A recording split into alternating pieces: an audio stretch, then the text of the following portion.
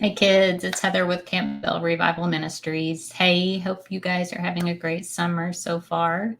We are here again today reading Where the Red Fern Grows, okay, by Wilson Rawls. And today we'll be reading chapter 9. So if you guys are new and, haven't been able to read or, watch, just go back on our videos and start at the beginning, and you can get caught up. Also, I will have a link if you want to get the book on all our videos. I'll have the link for the book if you want to get it and read along. So it's a great book. It's a lot of fun to read, and the boy and his dogs and hunting. So if you and the great outdoors. So if you like those things, you'll love this book. So, okay, now if you're new here, also we do prayers. Okay, so our ministry, we want all you kids to know how to pray, have kind of a way to pray, and some examples and things like that. So. What we do is we pray and we learn prayers as we go through different books. And if you want to go back on the list of our prayers, whether it's, blessing your food, praying for your family, praying for yourself, just go to our website down here, thecampbellrevival.com, and go to our youth tab, and you'll see the prayers. Okay. So you can always go back, you can read them, print them out, or whatever. Okay. So our prayer today, I'll pull this up, is going to be the priestly blessing. And if you were to look it up in the Bible, it's under Numbers chapter 6, verses 22 to 27. Okay, so here we go. We're going to pray. May the Lord bless us and protect us. May the Lord smile on us and be gracious to us. May the Lord show us his favor and give us his peace. I pray in the name of Jesus. Amen. All right, guys. So here we go. We're going to read Where the Red Fern Grows by Wilson Rawls. Okay, chapter 9. All right. And remember, he's chopping down a tree. Okay, so that's where we left off. By late evening, the happy tune I had been whistling was forgotten. My back throbbed like a stone bruise. The muscles in my legs and arms started quivering and jerking. I couldn't gulp enough air to cool the burning heat in my lungs. My strength was gone. I could go no further. I sat down and called my dogs to me. With tears in my eyes, I told them that I just couldn't cut the big tree down. I was trying hard to make them understand when I heard someone coming. It was Grandpa in his buggy. I'm sure no one in the world can understand a young boy like his grandfather can. He drove up with a twinkle in his eyes and a smile on his whiskery old face. "Hello, how are you getting along?" he boomed. "Not so good, Grandpa," I said. "I don't think I can cut it down. It's just too big. I guess I'll have to give up." "Give up?" Grandpa barked. "Now, I don't want to hear you say that. No, sir, that's the last time I want to hear you, or hear. Don't ever start anything you can't finish." I don't want to give up, Grandpa," I said, "but it's just too big and my strength is gone. I'm give out." "Of course you are," he said. "You've been going at it all wrong. To do work like that, a fellow needs plenty of rest and food in his stomach." "How am I going to get that, Grandpa?" I asked. "I can't leave the tree. If I do, the coon will get away." "No, he won't," Grandpa said. "That's what I come down here for. I'll show you how to keep that coon in the tree." He walked around the big sycamore, looking up. He whistled and said, "Boy, this is a big one. All right." "Yes, it is, Grandpa," I said. "It's the biggest one in the river bottoms." Grandpa started chuckling. "That's all right," he said. "The bigger they are, the harder they fall." "How are you going to make the coon stay in the tree, Grandpa?" I asked. With a proud look on his face, he said, "That's another one of my coon hunting tricks. Learned it when I was a boy. We'll keep him there all right." "Oh, I don't mean we can keep him there always, but he'll stay for 4 or 5 days. That is until he gets so hungry he just has to come down. I don't need that much time, I said. I'm pretty sure I can have it down by tomorrow night. Grandpa looked at the cut. I don't know, he said. Even though it's halfway down, you must remember you've been at it, or you've been cutting on it half of one night and one day. You might make it, but it's going to be a lot of chopping. If I get a good night's sleep, I said, and a couple of meals under my belt, I can do a lot of chopping. Grandpa laughed. Speaking of meals, he said, your mom's having chicken and dumplings for supper. Now we don't want to miss that, so let's get busy. What do you want me to do, Grandpa? I asked. Well, let's see, he said. First thing, we'll need some sticks about 5 feet long. Take your axe, go over in that cane brake, and get us 6 of them.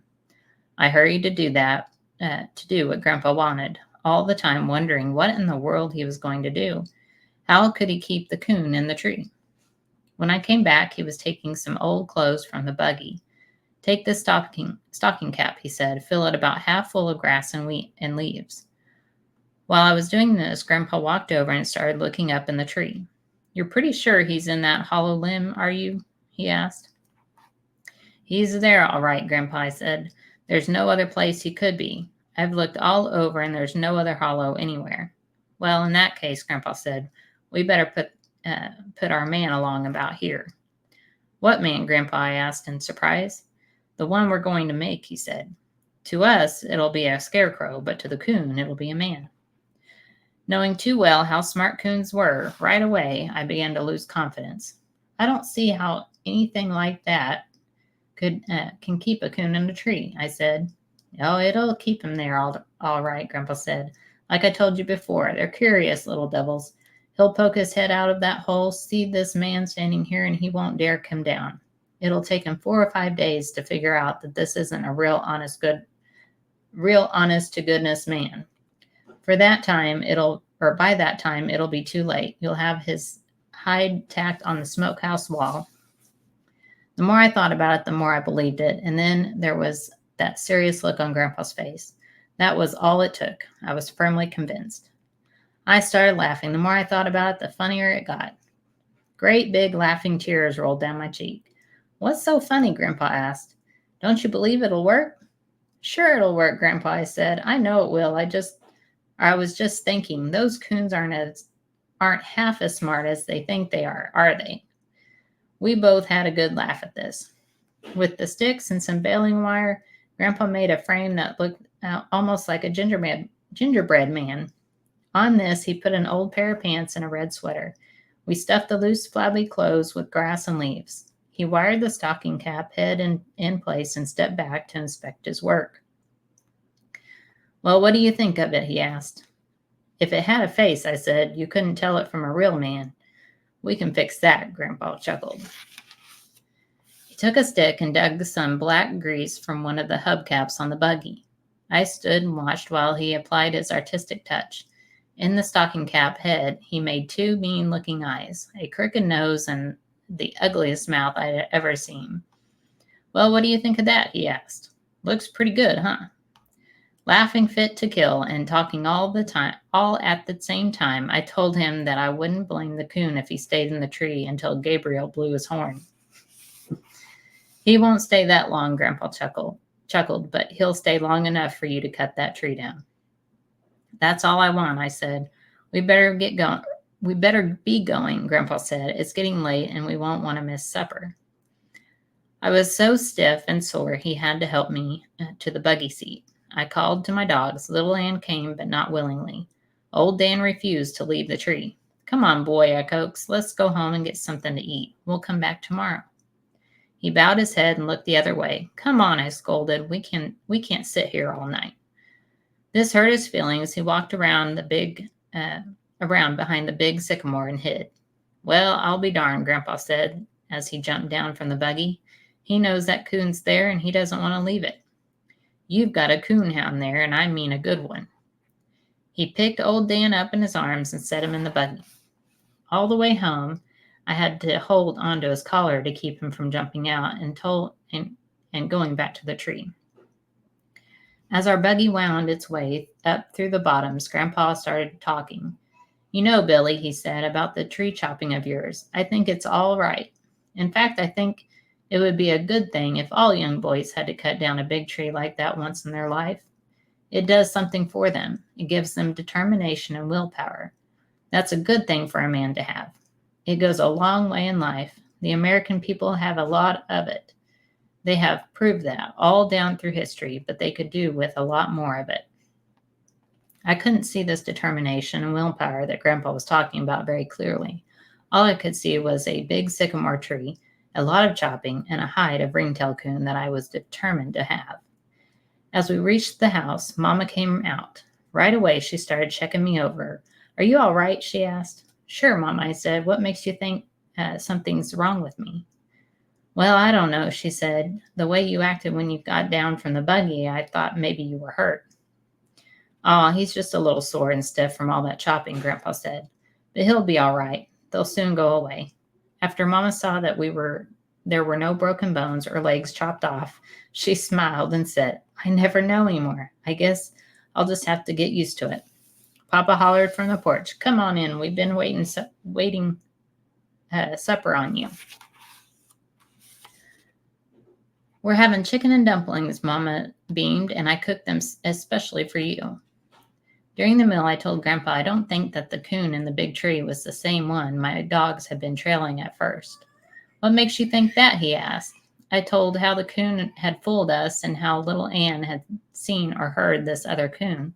I figured he had just walked up on my dogs before he realized it. A smile spread all over Grandpa's face. Chuckling, he said, It does look that way, but it wasn't. No, Billy, it was the same coon. They're much too smart to ever walk up on a hound like that. He pulled a trick, and it was a good one. In fact, it'll fool 9 out of 10 dogs. Well, what did he do, Grandpa? I asked. I'm pretty sure he didn't cross the river, so how did he work it? Grandpa pushed the dishes back, and using his fork as a pencil, he drew an imaginary line on the tablecloth. It's called the backtracking trick, he said. Here's how he worked it. He climbed that water oak, but he only went up about 15 to 20 feet.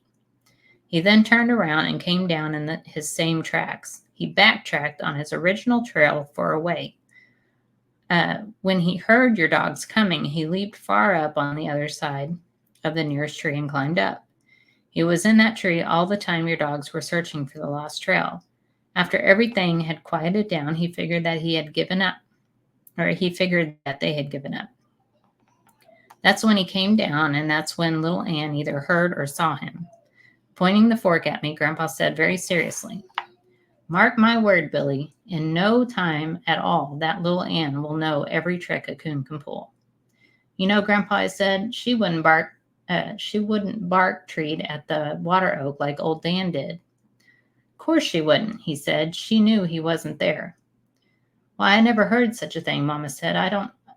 I'd no idea coons were that smart. Why, for all anyone knows, he may not be in the big tree at all. Maybe he pulled another trick. It'd be a shame if Billy cut it down and found there was no coon on it. Oh, he's in there, Mama, I hastily replied. I know he is. They were right on his tail when he went up. Besides, little Ann was bawling her head off when I came to them. Of course he's there, Grandpa said. They were crowding him too closely. He didn't have time to pull another trick. Grandpa left soon after supper, saying to me, I'll be back down in a few days, and I want to see that coon hide. I thanked him for helping me and walked out to the buggy with him. Oh, I almost forgot, he said. I heard there was a fad back in the New England states. Seems like everyone is going crazy over coonskin coats. Now, if this is true, I look for the price of coon hides to take a jump. I was happy to hear this and told my father what Grandpa had said. Papa laughed and said, well, if you can keep the coons out of those big sycamores, you might make a little money. Before I went to bed, Mama made me take a hot bath. Then she rubbed me all over with some liniment that burned like fire and smelled like civet cat. I'm not really sure. It's probably kind of like Vicks. It seemed like I had barely closed my eyes when Mama woke me up. Breakfast is about ready, Billy, she said. I was so stiff and sore I had trouble putting my clothes on. Mama helped me. Maybe you better let the coon go, she said. I don't think he's worth all of this. I can't do that, Mama, I said. I've gone too far now. Papa came in from the barn. What's the matter? He asked. You a little stiff? A little stiff, Mama exclaimed. Why, he can hardly put on his clothes. Oh, he'll be all right, Papa said. If I know anything about swinging an axe, it won't be long before he's as limber as a rag. Mama just shook her head and started putting her breakfast on the table. While we were eating, Papa said, You know, I woke up several times last night, and each time I was sure I heard a hound bawling. It sounded like old Dan. I quit the table on the run and headed for my doghouse. I didn't have to go all the way. Little Ann met me on the porch. I asked her where old Dan was and called his name. He was nowhere around. Little Ann started acting strangely. She whined and stared toward the river bottoms. She ran out to the gate, came back, and reared up on me. Mama and Papa came out on the porch. He's not here, I said. I think he's gone back to the tree. I don't think he'd do that, would he? Mama said. Maybe he's around someplace. Have you looked in the doghouse? I ran and looked. He wasn't there. Everybody be quiet and listen, I said. I walked out beyond the gate a little ways and whooped as loud as I could. My voice rang like a bell in a still, frosty morning. Before the echo had died away, the deep owl of old Dan rolled out of the river bottoms. He's there, I said. I wanted to make sure the coon stayed in the tree. Or he wanted to make sure the coon stayed in the tree. You see, Mama, why I have to get that coon? I can't let him down. Well, I never in my life, she said. I had no idea a dog loved to hunt that much. Yes, Billy, I can see now, and I want you to get him. I don't care if you have to cut down every tree in those bottoms. I want you to get the coon for those dogs. I'm going to get him, Mama, I said. I'm going to get him today if I possibly can. Papa laughed and said, Looks like there wasn't any use in building that scarecrow. All you had to do was tell old Dan to stay and watch the tree. I left the house on a run.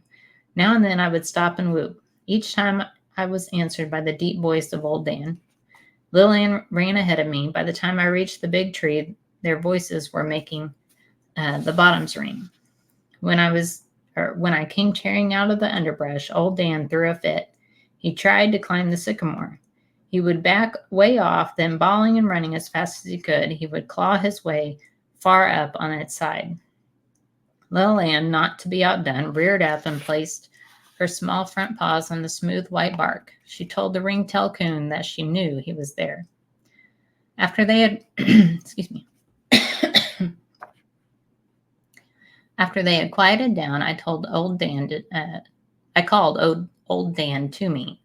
I'm proud of you, boy, I said. It takes a good dog to stay with a tree all night. But there wasn't any need in you coming back. The coon wouldn't have gotten away.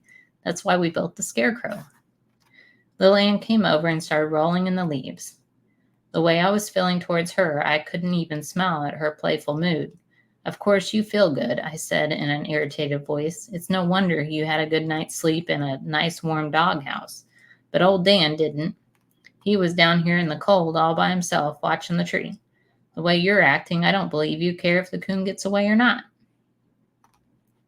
I would have said more, but just then I noticed something. I walked over for a better look. There, scratched deep in the soft leaves, were two little beds. One smaller than the other. Looking at little Ann, I read the answer in her warm gray eyes. Old Dan hadn't been alone when he had gone back to the tree. She, too, had gone along. There was no doubt that in the early morning she had come home to get me. There was a lump in my throat as I said, I'm sorry, little girl. I should have known. The first half hour was torture. At each swing of the axe, my arms felt like they were being torn from their sockets. I gritted my teeth and kept hacking away. My body felt like it did the time my sister rolled me down the hill in a barrel. As Papa had said, in a little while, the warm heat from the hard work limbered me up. I remembered what my father did when he was swinging an axe. after the completion of each swing, he always said, "Ha! I tried it. Kerwham! Ha! Kerwham! Ha!" I don't know if it helped or not, but I was willing to try anything if it would hurry the job. Several times before noon, I had to stop and rake my chips out of the way. I noticed that they weren't the big, even, solid chips like my father made when he was chopping. They were small and seemed to crumble up and come all to pieces. Neither were the cuts neat and even. They were ragged and looked more like the work of beavers. But I wasn't interested in any beautiful tree chopping. All I wanted was to hear the big sycamore start popping. Along in the middle of the afternoon, I felt a stinging in one of my hands. When I saw it was a blister, I almost cried. At first, there was only one, then two. One after another, they rose up on my hands like small white marbles. They filled up and turned a pale pinkish color. When one would burst, it was all I could do to keep from screaming. I tore my handkerchief in half and wrapped my hands. This helped for a while, but when the cloth began to stick to my raw flesh, I knew it was the end. Crying my heart out, I called my dogs to me and showed them my hands. "I can't do it," I said. "I've tried, but I just can't cut it down. I can't hold the axe any longer." Excuse me. Little Ann whined and started licking my sore hands. Old Dan seemed to understand. He showed my sympathy by nuzzling me with his head. Broken-hearted, I started for home. As I turned from the corner of my eye, I saw Grandpa's scarecrow. It seemed to be laughing at me. I looked over to the big sycamore. It lacked so little being cut down. A small wedge of solid wood was all that was holding it up. I let my eyes follow the smooth white trunk up to the huge spreading limbs. Sobbing, I said, "You think you have won, but you haven't. Although I can't get the coon, neither can you live because I have cut off your breath of life." And then I thought, why kill the big tree and not accomplish anything? I began to feel bad. Kneeling down between my dogs, I cried and prayed. "Please, God, give me the strength to finish the job. I don't want to leave the big tree like that. Please help me finish the job." I was trying to rewrap my hands so I could go back to work when I heard a low droning sound. I stood up and looked around. I could hear the noise, but couldn't locate it. I looked up. High in the top of the big sycamore, a breeze had started the limbs to sway. A shudder ran through the huge trunk. I looked over to my right as the big black gum tree. Not one limb was moving. On its branches, a few dead leaves hung silent and still. One dropped and floated lazily toward the ground. Over on my left stood a large hackberry. I looked up to its top. It was as still as a fence post. Another gust of wind caught in the top of the big tree.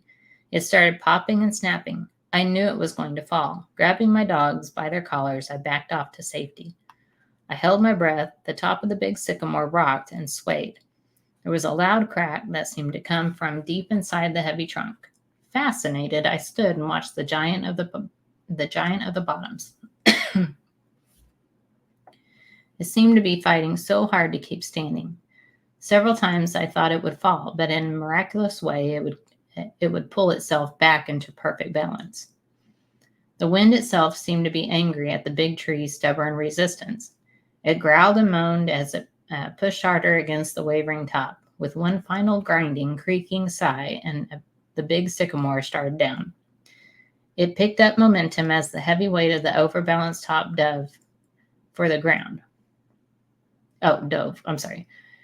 It picked up momentum as the heavy weight of the overbalanced top dove for the ground. A small ash was smothered by its huge bulk. There was a lightning-like crack as the trunk snapped. Sorry, guys, it's kind of hard to read or pronounce. In its downward plunge, the huge limbs stripped the branches from the smaller trees. A log-sized one knifed through the top of the water oak. Splintered limbs flew skyward and rained over the bottoms. With a cyclone roar, the big tree crashed to the ground, and then silence settled over the bottoms. Out of the broken, twisted, tangled mass streaked a brown, furry ball. I turned my dogs loose and started screaming at the top of my voice. Get him, Dan, get him. In his eagerness, old Dan ran on into a bur oak tree. He sat down and with his deep voice told the river bottoms that he had been hurt. It was little Ann who caught the coon. I heard the ringtail squall when she grabbed him. Scared half to death, I snatched up a club and ran to help her. The coon was all over her. He climbed up on her head, growling, slashing, ripping, and tearing. Yelping with pain, she shook him off and streaked for the river. I thought surely he was going to get away. At the very edge of the river's bank, she caught him again. I was trying hard to get in a lick with my club, but couldn't for the fear of hitting little Ann. Through the tears of my eyes, I saw the red, blurry form of old Dan sail into the fight. He was a madhound. His anger at the bur oak was taken out on the coon. They stretched old Ringy out between them and pinned him to the ground. It was savage and brutal. I could hear the dying squalls of the coon and the deep growls of old Dan. In the short time, it was all over. With sorrow in my heart, I stood and watched while my dogs worried the lifeless body. Little Ann was satisfied first. I had to scold old Dan to make him stop. Carrying the coon by a hind leg, I walked back to the big tree for my axe. Before leaving home, I stood and looked at the fallen sycamore. I should have felt proud over the job I had done, but for some reason I couldn't. I knew I would miss the giant of the bottoms, for it had played a wonderful part in my life. I thought of the hours I had whiled away staring at its beauty and how hard it had been finding the right name for it. I'm sorry, I said. I didn't want to cut you down, but I had to. I hope you can understand. I was a proud boy as I was walking along in the twilight of the evening. I felt so good even my sore hands had stopped hurting. What a boy wouldn't have been proud of, or what wouldn't, I'll get this right sometime. What boy wouldn't have been proud?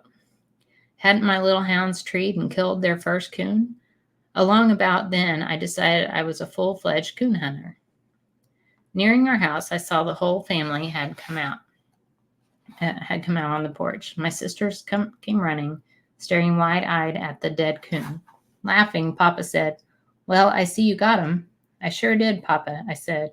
I held the coon up for all to see. Mama took one look at the lifeless body and winced. "Billy," she said, "when I heard that big tree fall, it scared me half to death. I didn't know, but what it had fallen on you." "Oh, Mama," I said, "I was safe. Why, I backed off to one side. It couldn't have fallen on me." Mama just shook her head. "I don't know," she said. "Sometimes I wonder if all mothers have to go through this." "Come on," Papa said. "I'll help you skin it." While we were tacking the hide on the smokehouse wall, I asked Papa if he had noticed any wind blowing that evening. He thought a bit and said, "No, I don't believe I did. I've been out all day, and I'm pretty sure I haven't noticed any wind. Why do you ask?" "Oh, I don't know, Papa," I said, "but I thought something strange happened down in the bottoms this afternoon." "I'm afraid I don't understand," said Papa. "What do you mean, something strange happened?" I told him about how my hands had gotten so sore I couldn't chop anymore, and how I had asked for strength to finish the job. "Well, what's so strange about it?" he asked. "I don't know," I said, "but I didn't chop the big tree down. The wind blew it over." "Why, that's nothing," Papa said. "I've seen that happen a lot of times." "It wasn't just the wind," I said. "It was the way it blew. It didn't touch any other tree, or it didn't touch another tree in the bottoms. I know because I looked around. The big tree was the only one touched by the wind. Do you think God heard my prayer? Do you think he helped me?" Papa looked at the ground and scratched his head. In a sober voice, he said, "I don't know, Billy. I'm afraid I can't answer that. You must remember the big sycamore was the tallest tree in the bottoms. Maybe it was up there high enough to catch the wind where the others couldn't. No, I'm afraid I can't help you there. You'll have to decide yourself." It wasn't hard for me to decide. I was firmly convinced that I had been helped. So that's the end of chapter 9. And I just love it. Billy asked God to help him with the tree, and it was the only tree that got wind. And it got knocked down. So, all right, you guys. So that was chapter 9. Next week we will do chapter 10. And I love you guys. Again, if you need anything, if you need prayer or anything, you can send us a prayer request online, and we'll be happy to pray for you guys. So, and also the prayers, go to our website if you want to learn those prayers. So I love you guys, and I'll see you guys next week.